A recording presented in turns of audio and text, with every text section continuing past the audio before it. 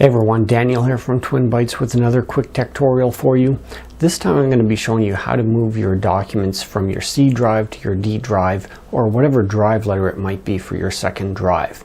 There's two different reasons why you might want to do that. The first is if your C drive is really small and you want to move it to the second drive, which is bigger. The other reason you might want to do that is because you want to be able to easily format your hard drive on a regular basis and not have to back up all your data and restore it back every single time.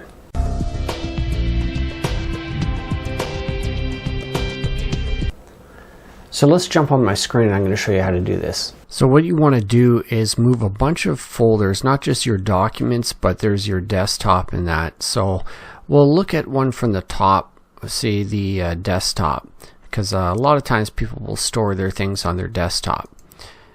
So you'd right click on it and go to Properties, and it tells you the current location right here, and you can see that it says it's on the C drive.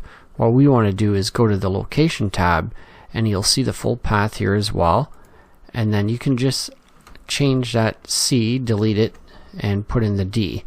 Make sure you still keep the colon and the slash after that. Otherwise your UNC path will be broken. You could go to Move or Find Target and browse for it, but this is very quick and easy to just change that drive letter to the new drive letter. You can hit Apply, and it tells you on the first one we're doing here that it doesn't exist. Do you want to create it? Yes.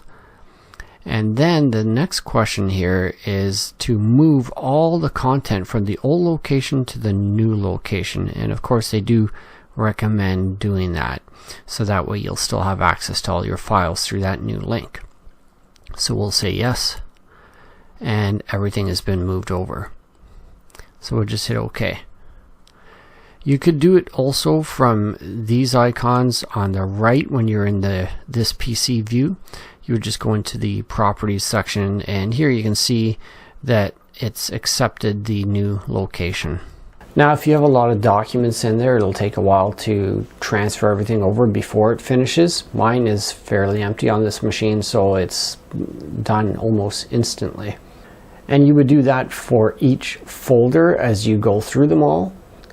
But there's a couple other things that you can do as well to free up some space. Let me show you. One of the things is the dump location on your computer. You can right click on the Start menu and go to System.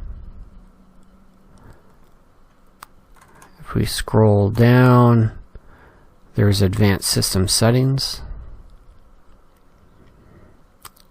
On the Advanced tab is where we should be. Under Startup and Recovery, there's Settings. And here you'll see that there's a location where it's going to store dump files, and it has a %, system root %, and then the location of the files. So that just means it's going to go in the C drive under the Windows folder, System32 memory dump. And you can change any of these if you want. You can turn it off so it doesn't dump any information at all for debugging information if there was a system failure, but you can change it to be just a small little dump file, or various types here, including a complete memory dump. And depending on which one you choose, you would just change that location here. Another option you have is changing the default save location for new apps. So you can go through the Start menu under Settings, go up to System, go down to Storage, and if we scroll down a bit under More Storage Settings, you can change where new content is saved. And here it shows for the location of new apps. You can change that from the C drive to the D drive and then apply that. And you can do that for all these things if you want to, although we've already gone through and set hard-coded the location for the shortcuts for the documents and everything.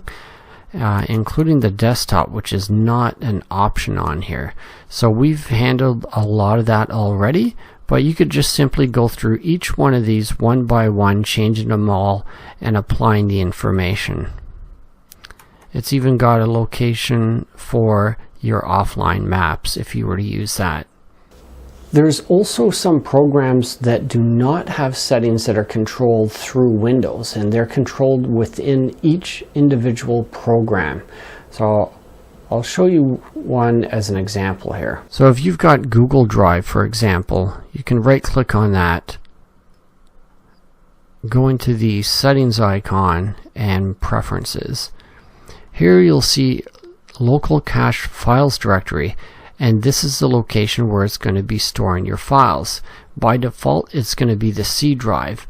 You can see here I've already changed mine. You would just go into change and you can browse to the location of where you want it to be. So even though programs like this, like Microsoft OneDrive, Google Drive, iDrive, all of these online storage drives, they store your files in the cloud, but they still synchronize to your computer. So they do not free up space on your computer by default.